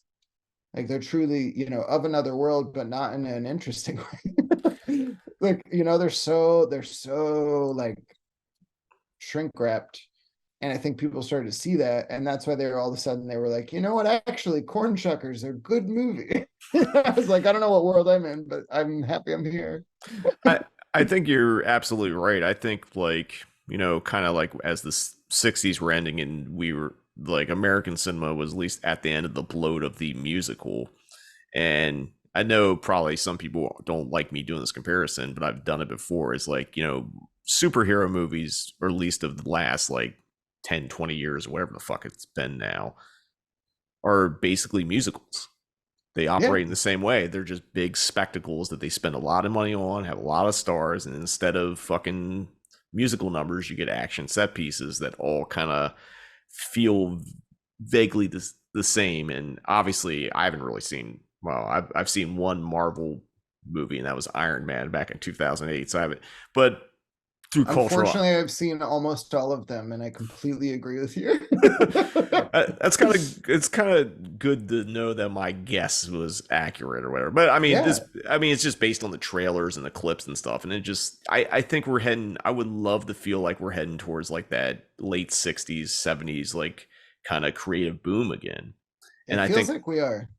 I don't know if it's going to come from the studios or the indies or a combination. I think it's going to be a combination. I think there's going to be studios that are going to be kind of hip to it and know what to do, and then it's going to be like, I love to live in a world where like there's challenging, interesting personal films again. And I Oh, do, and I do think, and I've had people say this, that I think like Rep Cinema is actually preparing the next wave of filmmakers that are going to be able to do it. could not agree more. Could not agree more. And I gotta say too, just to nail it home, I completely agree with comparing superhero movies to like the end of musicals. But why I think it's more dire and why I think more people are waking up is the one benefit of musicals is there's an inherent camp value to even a shit fucking musical because it's so odd still that people are breaking into song, right? Mm-hmm. And so it's at least a little gay, even if it sucks, which is nice. But superhero movies, again, they've been completely stripped of anything that resembles like human. Yeah. And I that mean, it's like, yeah, it's like if fuck, and I don't know. It's just a even more extreme. I guess it's logical because it's when that happens again, it's gonna be worse, right? Like when cycles repeat, usually it's worse than the last time. yeah. And cycles tend to repeat way too much, but Yep. I don't know. I'm very hopeful. And I think like, I've talked to plenty of other my colleagues that do rep cinema across the country, and like their rep screening numbers are up like Oh, Music significantly. Box is slaying with rep stuff. And one of the greatest things too, and I always try to mention this to people that I've loved is again, positive or negative. The thing I keep hearing from people at not just my own screenings, but screenings at large is fucking respect. Like where the exhibitors and the people putting this shit on are like, you know what? People can decide for themselves. They can handle some stuff. They can be given the opportunity to, be human beings and think through things. And if they're super excited, awesome. If they're super mad, also awesome. Whatever. Like, and again, as long as it's in real life, everyone can just talk about it under the marquee afterwards, and good things can happen. So just, I guess, as long as the internet keeps its pummeling towards its death, I think rep cinema is going to slay. I think so. I mean, it's just like, vinyl and records are fucking huge again. Yep. Watching Yep. movies on film is fucking huge again. Uh, Yes. I wanted to ask you, so as we kind of wind things down here, like, as a film programmer, you have certain events that you kind of always stick with you as your personal favorites. What are some of your favorite personal events? Ooh. Okay. Let's see. Favorite ones. God, there's so many. I've been so incredibly lucky, I gotta say. And again, shout out to everyone who has foolishly employed me over the years. Because also similar to the dentist story, almost everyone I've ever worked for has had to fire me, but then rehired me while I was working for them. So big shout out to everyone for whatever reason continuing to want to work with me. Um, my absolute favorites. Let's see. One of my favorites, even though it was technically it looked bad, but I loved it because I learned so much. When we were doing the Chantal Ackerman retrospective in Los Angeles, we brought out Babette Mangold, who shot a lot of or quite a few of Ackerman's movies. And when I met her, we were just chain smoking cigs, talking about how Fassbender's Third Generation is the best and most slept on movie in his career. And it was great. We were having so much fun. And then the moment we got on stage, oh man, she hated me and just wanted to embarrass me. And every question I asked shot me down, just destroyed me. But it was great because I learned so much. And again, after the screening, we were best buds again. But she was, because she was, she was a punk. So that one I really do cherish. I know it sounds like I'm just being silly, but I truly, because it was a great learning experience of how to get through a Q&A when you have a guest who has no interest in helping you make it good. Yeah. Because that's valuable, that's really valuable. I mean, it's one of those things. It's like, most Q&As can go normal, but occasionally you have, and I just dealt with Abel Ferrara, who like, Yeah. they don't want to be moderated. You're just up there to maybe point to the crowd and stuff like that. And like personally, I don't like those kind, but like sometimes you get people they're just naturally cantankerous and like just like, oh, I've been asked this. It's like, yes, you've been asked that question before and probably multiple times, but the crowd that is you're going to give the answer to probably has no fucking idea what you're going to say. But yeah. but it's variety. You never know. You could get someone like Joe Dante who's really giving and will like go deep and that kind of stuff, or you get John Carpenter will give you a one-word reply and let you hang. Yep. I really loved, one of my favorites also was Jim Moreau, who directed Street Trash. Mm-hmm.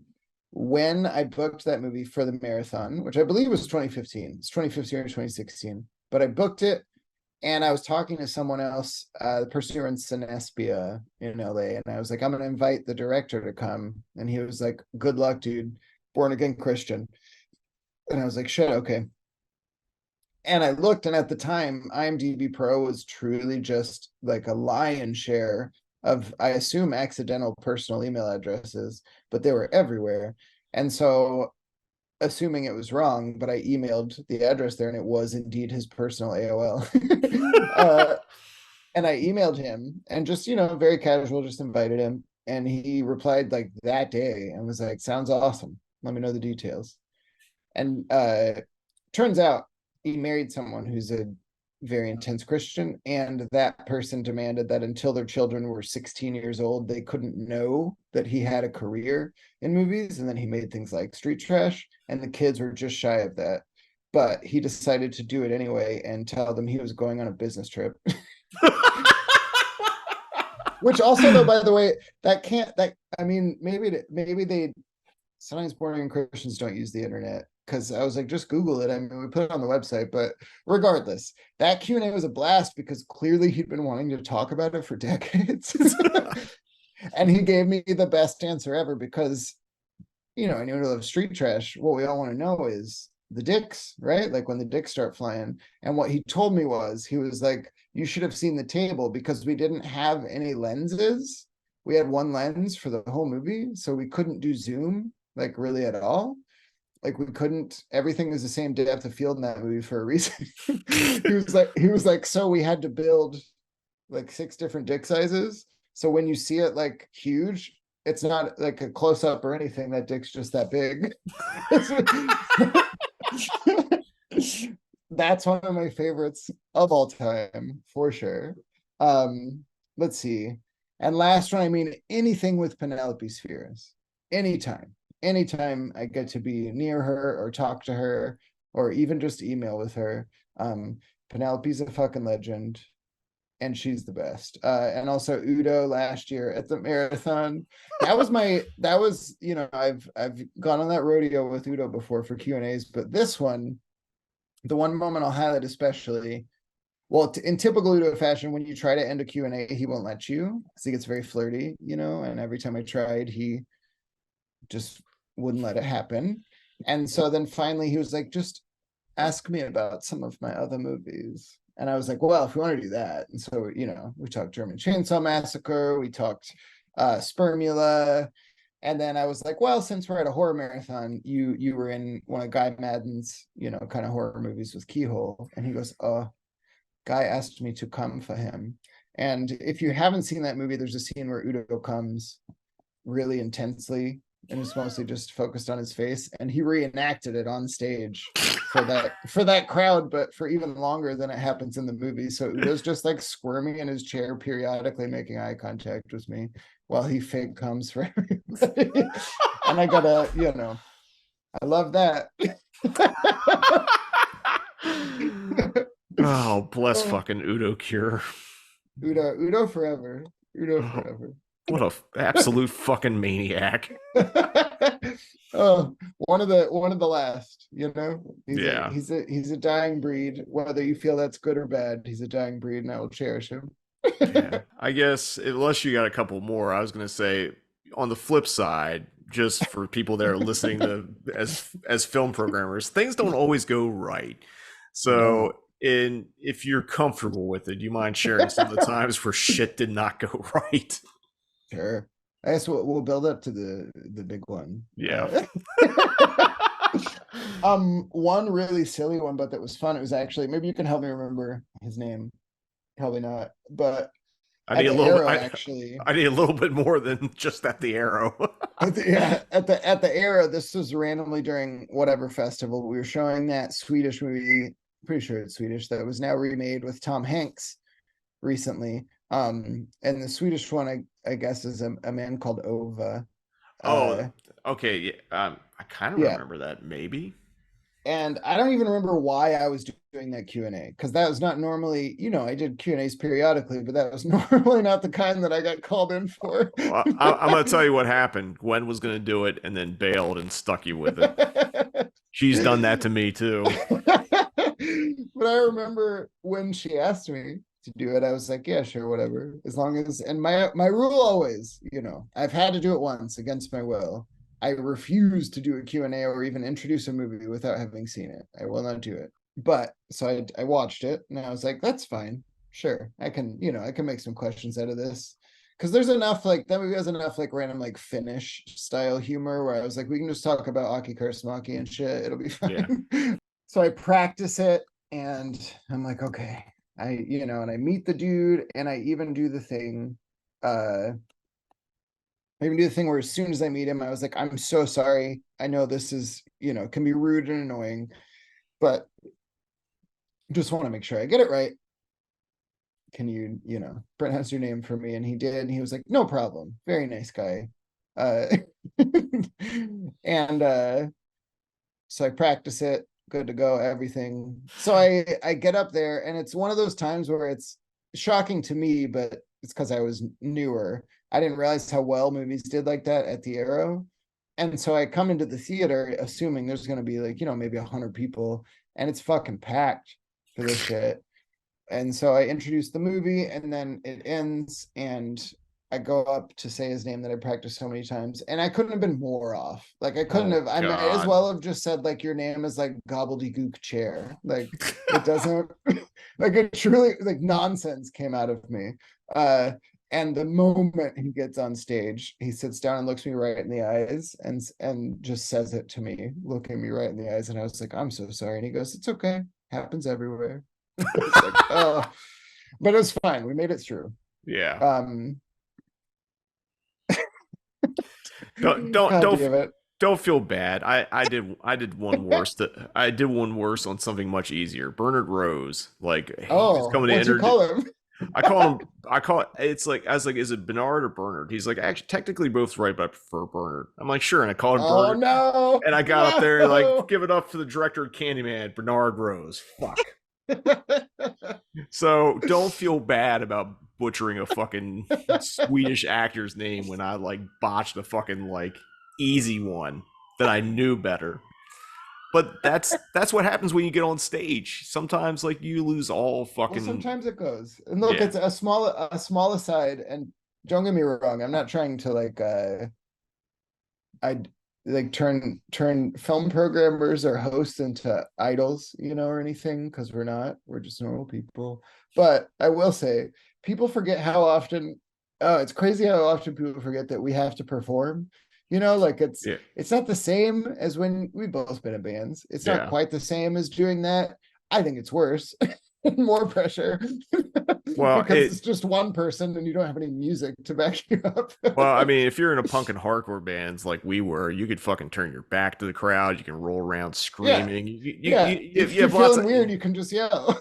it's like you can perform without engaging with the audience, but when you're introducing a movie, you have to engage with the audience. And like, Yeah. and having done it in different rooms, like, there's a difference between doing it at the Music Box as opposed to the Arrow or the Egyptian It's and all different that. every time. It's different Yeah. energies, different rooms. And like, Yep. we can both talk about, like, it's just like being in certain rooms, like, you're gonna play well. Other ones, like, you gotta fight for it because it's just the crowd. Yep. Well, that's the key too. You got to know when to call it and when to seek new avenues. But anyway, so next one, Don Mancini, who wrote the original story for Child's Play and eventually would start directing them at a certain point, which I will also, if anyone wants to tell me Seed of Chucky is bad, let's go. I will fight you. Oh, fucking Seed of Chucky's great. You got John Thank Waters you. and Well, Redman. that's why we're friends. And that great Britney Spears joke, shit just goes off. Yeah. I love that movie. But anyway, Don Mancini came to the marathon and doesn't matter why, all the details. This is a good moment calling back to what we were talking about earlier. One of the best things I learned early on was that no matter what's going on in life, you got to fucking suck it up and do your job, right? When it, especially for a Q&A, not just an intro. This is one of those times I could not. I failed at sucking it up. There was some shit going on and I couldn't get it out of my head. And it got way worse seconds before I went on stage, which is also a lesson. If you're hosting something, don't look at your phone unless you have to, for a reason for the Q&A. Turn off your notifications because you never know, like, which random friend from like second grade is going to text you and tell you, whatever. So I didn't do that. And so I was really flustered, which is crazy too, because this was a dream Q&A for me, right? Like this, Chucky might be the top for me. Like, gun to my head, if I had to franchise favorite, sometimes it's Chucky. I love it. I love all of it. So I was so excited, so well prepared, but it couldn't have been worse. Like the way I started.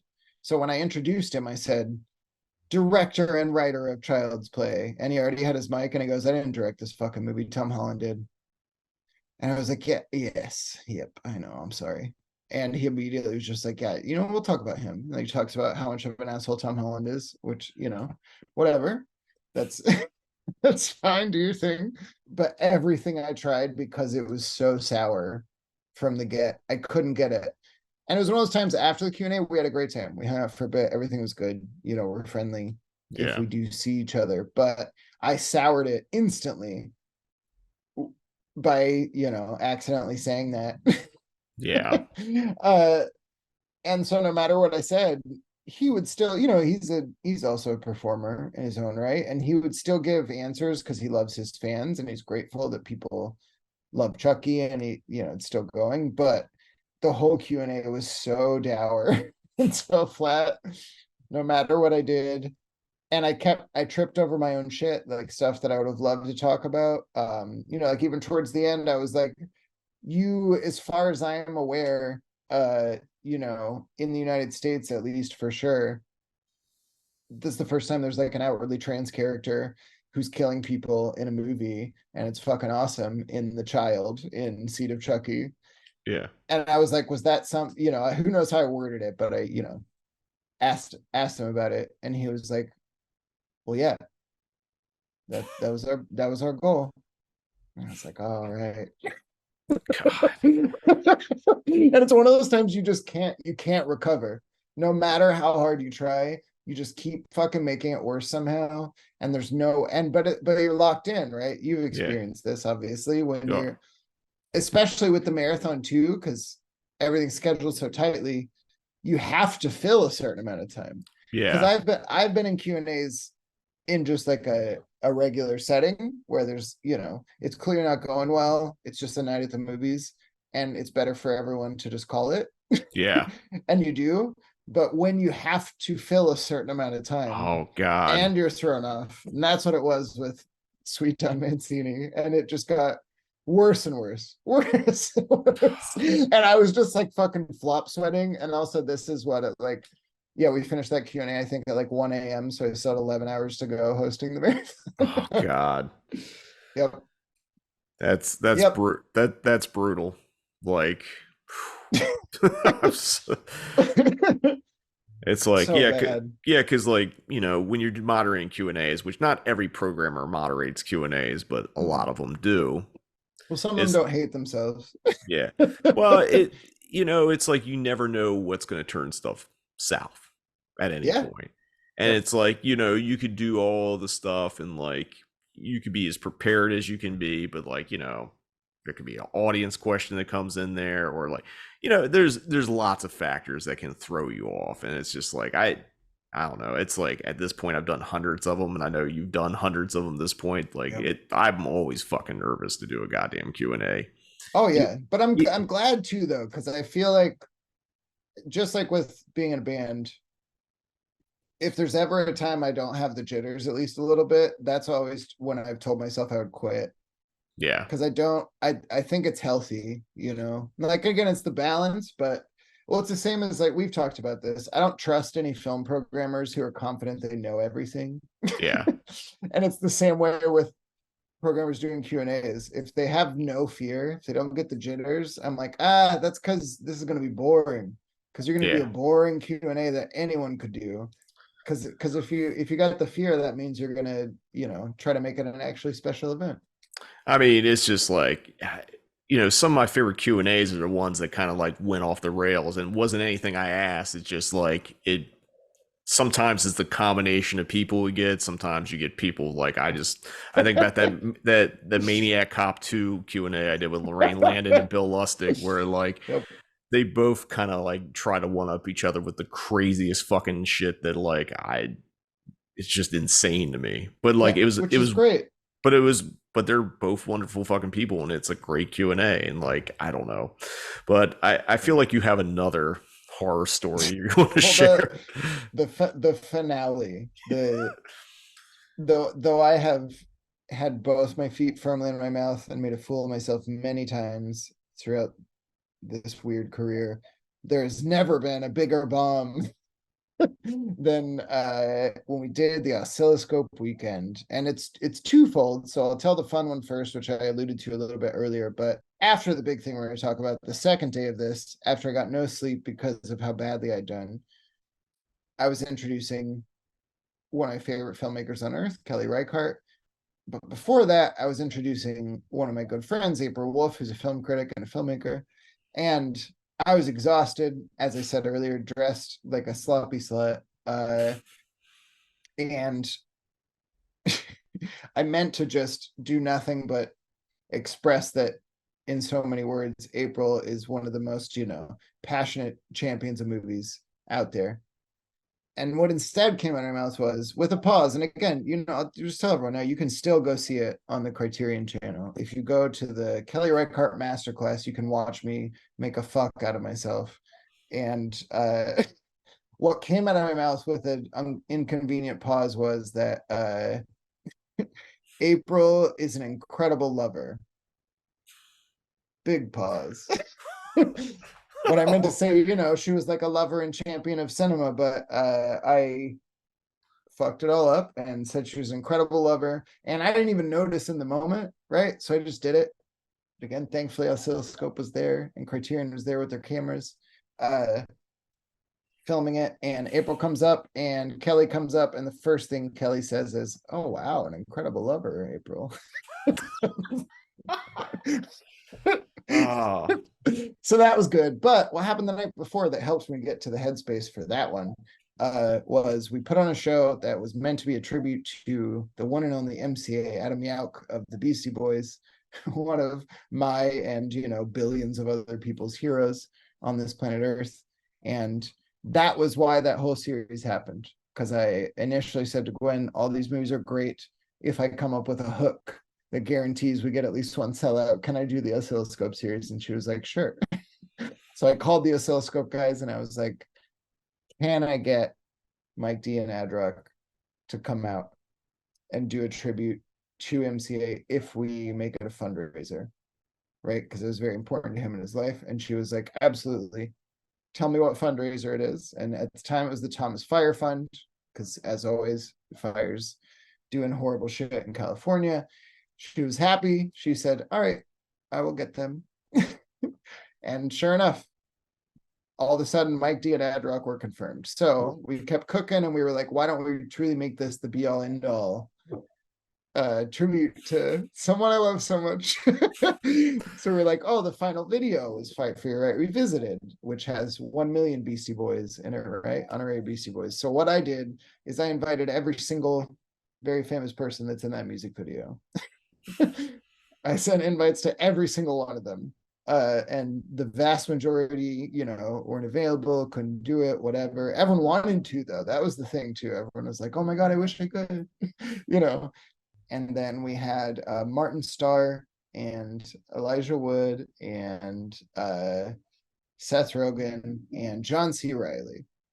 And the way we set this night up is the only people listed on the website. The only people listed on the website were Mike G and Ad Rock, right? Because that's all we need to fill a theater of any size, obviously. And what we did in the intro, because I thought it would be fun to be cheeky, is like we had seats for me, seats for Mike D and Ad Rock, and then a bunch of other seats. And so I was teasing the audience. There's obviously more seats up here. And I was so proud. I even took the time to work in a Beastie Boys specific joke when I should have been obviously focusing on other things. But so I said something like, we've got more guests than JD's got Salinger, which went over great with a crowd of Beastie Boys fans. And so we show Fight for Your Right Revisited. I meet Mike D and Ad Rock. They are unbelievably intense in the best way, because they're both so smart, so it makes sense. They looked into my eyes and I was like, I am so stupid. I knew then, in retrospect, I knew the moment I shook their hands, I was like, oh no. So we bring up Mike D and Ad Rock, and then we surprise everybody with the other very famous people, but all of them were also sitting in the crowd. So people went nuts. Seth Rogen, of course, sweet boy, stoned out of his mind. When he got there, he just said, is there any way me and my girlfriend could get popcorn, and could it have butter? Yeah, we could. Sure. No way. But anyway, so we get up there, everyone's there, the audience is going insane, the energy in the room is still, I can still feel it. I'm sweating now thinking about it. And I'm also wearing, it's important for this bomb, that I'm wearing an oscilloscope doctor's like white lab coat and plastics like surgery glasses, because I thought it'd be funny. Again, thinking about things I shouldn't have. and we get everyone up there, and people losing their fucking minds, and we sit down, and I look, and I had done some of the Q&A prep that I talked about earlier, not all of it. I didn't have time because that was a crazy fucked up weekend. But I remember the moment I turned and looked, and I see Mike D looking back at me with those piercing eyes.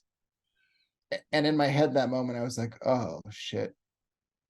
Because even in my worst moments up to that point in Q&As, I knew that if I took a breath and just started talking about whatever we were there for, something would at least start to come. So I foolishly thought, after he looked into my soul, that would happen, and it didn't. So I started talking, and I'm sure you remember, but I rambled and rambled about them and Spike Jonze famously not getting permits for the sabotage video, but I never built to anything. I just talked about that for a second and then kind of trailed off. And then Mike D looks me right in the eyes and goes, are you asking us about fucking permits, man? And I just said, apparently. And thankfully, John C. Reilly, who was sitting next to him, saved the day, and then made a joke about, well, we don't want to tell him that permit story. So everyone laughed at least. And if I remember right, I think I tried one more time and the same thing happened where I just rambled. And then finally I had to take the air out of the room and said something like, obviously I'm killing it up here, so let's go to the audience. And everyone laughed, and the night worked out relatively okay. But it was insane for what felt for me like 7 hours, which was, 4 minutes or whatever. But it was crazy. The energy in that room as as everyone realized I had nothing to say to these people for this tribute. I mean, it's a tough spot because you did a lot of legwork to get there, and then you have all these people, and then it's just like it's basic. It for those who haven't seen it, it's just basically a revisit or reimagination of the "Fight for Your Right" music video with different celebrities playing Beastie Boys at different ages, eras, that kind of stuff. Yep. So there's only so much of it you could talk about, but it's just like sometimes the moment you seize the moment, sometimes the moment just kicks you in the nuts. Well, and also it should be noted because it was fun after this screening, our boss Gwen had to talk to me about cursing too much in front of screenings because, and again, a good indicator of where the night was going to go and how poorly it was going to go is before I even brought anyone up, I just kept saying fuck everything, which is always a good sign that you're flailing if you just keep leaning on just saying it. But yeah, the worst part too is the way I pitched it to Oscilloscope was, we're just gonna campfire style. I just want people to share memories about MCA. So literally all I had to do to start that Q&A, and everything would have been perfect, is, you guys can go down the line. We can go on whatever order we want. But if you want to talk about the first time you met MCA, and that's it. And it would have taken off and been perfect. But instead, I asked about permits. You did what all of us have done. Is you got a little too much in your head, and then you overthought it, and then like that's what happens. But to kind of maybe I'd say end on a positive note, do you have any? There's millions of films out there, literally. Is there any white whales that you're still looking for, hoping to screen, like to this day? Like, I obviously, as long as you've been doing it, you've hit a lot of like probably found like things like I want to screen this, and you make it happen. Is there still some titles out there that you like? These are my white whales. I need to screen these before all is said and done. I mean, there are countless. I have a notebook full of them that I've had for years that I cross off very excitedly when I finally get one. So many of them. But well, thankfully it changed a lot during the pandemic, I would say. Because a lot of things that used to you could only get access to through, private torrent sites or tape trading or whatever, that changed a lot. It used to be a goal to screen any Rosa von Braunheim movies, even if it was, just the close to biggest one, City of Lost Souls. And now we're in a time where Liz Purcell has a touring Rosa von Braunheim series, playing in New York and going to play all over the place. And so first, I just want to say I'm so excited how much that has changed during pandemic, as my list got cut literally in by 3/4, just by what changed when everyone was locked inside and was like, God damn it, everyone should be able to see these fucking crazy movies. And so I'm very grateful for that. The two that come to mind sound kind of silly, I guess, but it's because, I mean, this, right? Like most of the time when you start this kind of hunt, at least in my experience, we do find them, right? Mm-hmm. Like usually you track down somebody, a producer, a fucking cousin or whatever, you find it.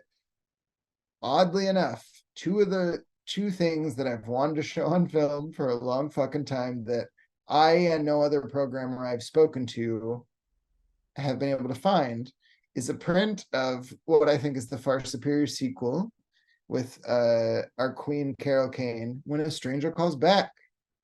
Ah. I cannot find a fucking print of it anywhere. Is that because it was a TV movie though? Yes, but I've asked people who supposedly were involved, and they said there were cast and crew screenings and it wasn't on tape. So it's actually at the same spot I'm in right now with that third movie I mentioned. I won't say it in case we get to show it, but that third movie in a certain series where I'm down to one producer of 7, by the way, on that movie. 7 producers. 6 of them said, no, I don't know where one is, but there for sure is one. But I don't know if everyone's just fucking with me. But anyway, So When a Stranger Calls Back is a big one. If I could get my hands on the negative, I would do a fundraiser to strike a print because I think that movie's incredible. And the other one is Mirror Mirror. Mm. Never been able to find a fucking print to that. And that's one of those that I know would do great. It was actually the same with, and it sounds so silly now, but when I showed Ginger Snaps, I got flooded with emails from programmers because they were like, wait, where'd you find a print? And I'm sure I've told you that story, but I looked for like 2 years. And then I finally was like, I'm just going to be a little bit shitty. And I emailed Colin Geddes, formerly of, Midnight Madness at TIFF, and was like, I'm sorry, I'm not trying to say all Canadians know each other, but do you know the guys that made Ginger Snaps? And he was instantly replied and was like, yeah, they're my buds, and connected us. And then I emailed one of them, and minutes later, because I was like, do you know, I'm just desperately trying to find a print of Ginger Snaps. He was like, yeah, it's in my basement, no problem, I'll send it over. And then that one immediately, so many programs like, wait, where did you find it? Right. So we all get excited when it happens. And Mirror Mirror is one of those that everyone I've asked has been like, no idea, but please fucking tell me if you do. But I guess I'll stop there because we could do this game for another 12 hours. There are so many. Those are just the two that have been on my mind this week. But I mean, we could literally talk 12 hours about film and programming and shop and Well, it's been an absolute pleasure talking to you today. It's always a pleasure to talk to you and fucking too, shoot my the shit. friend.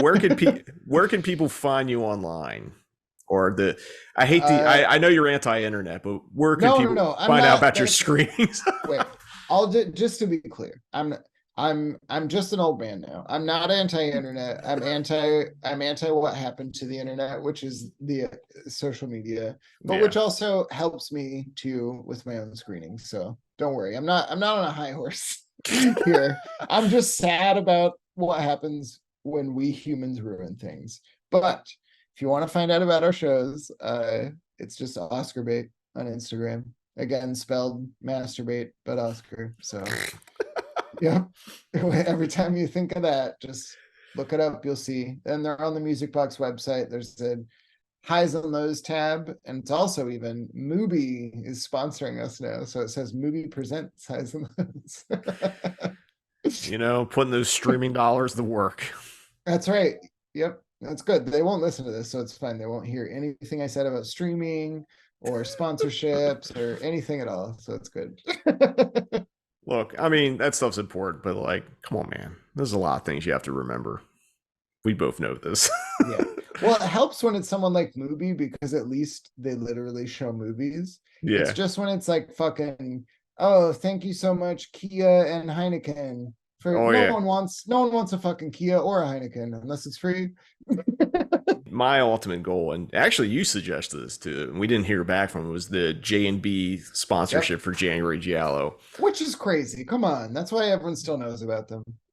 I mean, yeah, I'm gonna hit up J&B earlier. I think when we did it this year, we were doing it like the week of like January Giallo had already started. Yeah. Let's hit them up now. Yeah. And if not, just go the other direction and see if Colt 45 will sponsor it. Why not? Might as well. I mean, 70s or Schlitz, whatever. Which reminds me of the year, I think it was year 2 Beyond Fest, that Schlitz was the beer sponsor. Yeah, which is awesome. As it should be. Which was the most insane thing, like the amount of Schlitz they gave us.